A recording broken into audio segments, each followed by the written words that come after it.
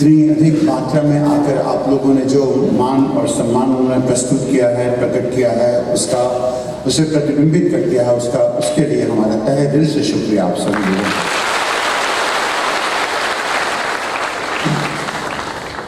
हमें पता नहीं है कितने लोगों को इस बात की जानकारी होगी कि मेरी शिक्षा दीक्षा का एक चरण पटना में ही हुआ है और पटना विश्वविद्यालय में ही हुआ है, और हमारे कुछ गुरुजन भी इन स्थानों पर उपलब्ध है। इस स्थान पर हम आपको कुछ अपने अनुभव बताएंगे कि ऐसा क्यों हुआ था कि सिविल सर्विसेज परीक्षा में हम उत्तीर्ण नहीं हो पाए। वह बेवकूफ़ी की एक ऐसी मिसाल थी कि आप सोच सोच कर दंग रह जाएंगे।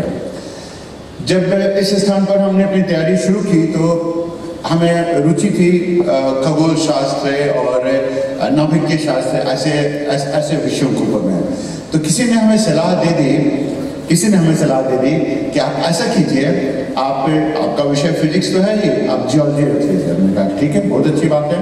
सोचिए, हम अपने पूरी जिंदगी का निर्णय लेने जा रहे थे किसी के कहने के आधार के ऊपर में, ठीक है। 35 साल का जो कैरियर, हमें एक सिक्योर कैरियर मिलता, उसका निर्णय सिर्फ हमने किसी के कहने पर, किसी के अफवाह के ऊपर में निर्णय लिया, ठीक है। मेरी फिजिक्स बहुत अच्छी नहीं थी, यद्यपि उस बात पे हम काम कर भी सकते थे।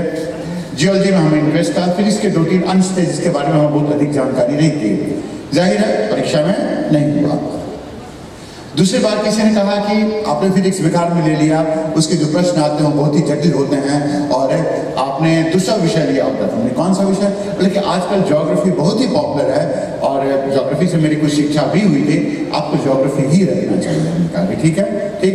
तो हमने आनंद फानंद में फिजिक्स को छोड़कर फिजिक्स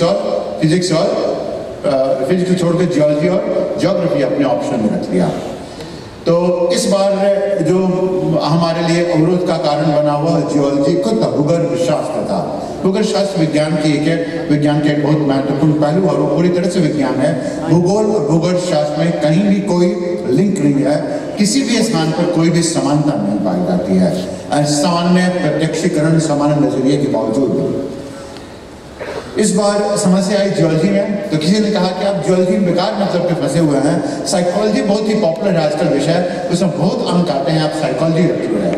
सोचिए, हमने अपना काम नहीं देखा, कुछ नहीं देखा, साइकोलॉजी के पीछे में भागते हुए चले गए।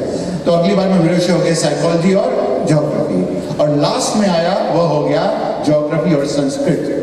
अंततः क्या हुआ? अंततः हमने किसी भी चीज की पढ़ाई नहीं की, और अगर कुछ लोग ऐसा मानते हो, कभी भी किसी से माना हो कि मेरे में प्रतिभा थी, तो हम कभी उत्तीर्ण ही नहीं कर पाए। तो आप यह समझिए कि प्रतिभा ही सबसे प्रमुख बात नहीं होती है, प्रतिभा से भी मुख्य बात होती है जिसे हम लोग कहते हैं मनोवृत्ति। और यही मनोवृत्ति ही आपका निर्धारण करती है कि आप अपनी प्रतिभा का उपयोग किस रूप में कर पाएंगे और कितनी अधिक मात्रा में कर पाएंगे।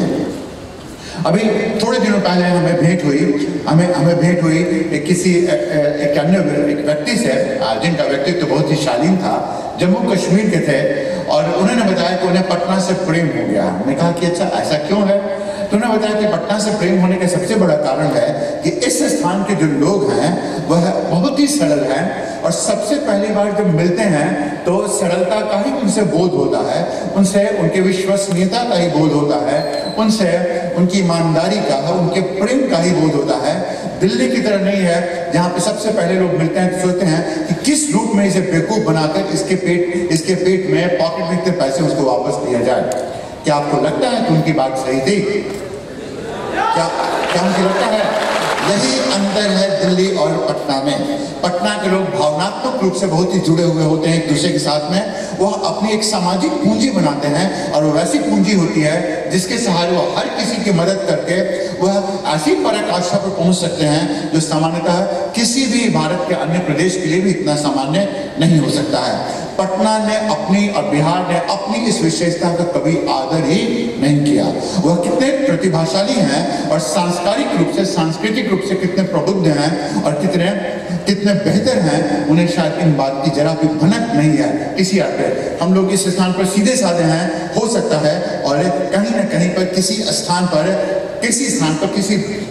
मतलब विशेष प्रदेश में लोग इस तरह से व्यवहार नहीं करते हो। इसकी एक विशिष्ट ख्याति है, यही हमारी धरोहर है। और इस धरोहर को सलाम, इस धरोहर से उत्पन्न जो विद्वान रहे हैं उनको सलाम, इस मंच पर आए जितने भी व्यक्ति हैं, अभयानंद जी, हमारे शिक्षक डॉक्टर अधिकारी उमेश जी, उनको सलाम। और जिन लोगों ने हमें हमारे साथ में ऐसा सानिध्य जोड़ा है, हमारे साहचर्य हमारा उनके साथ बना है, अर्थ के इंफ्रास्ट्रक्चर के डायरेक्टर विकास जी और रजनीश जी, उन दोनों लोगों को सादर निमंत्रण इस बात का।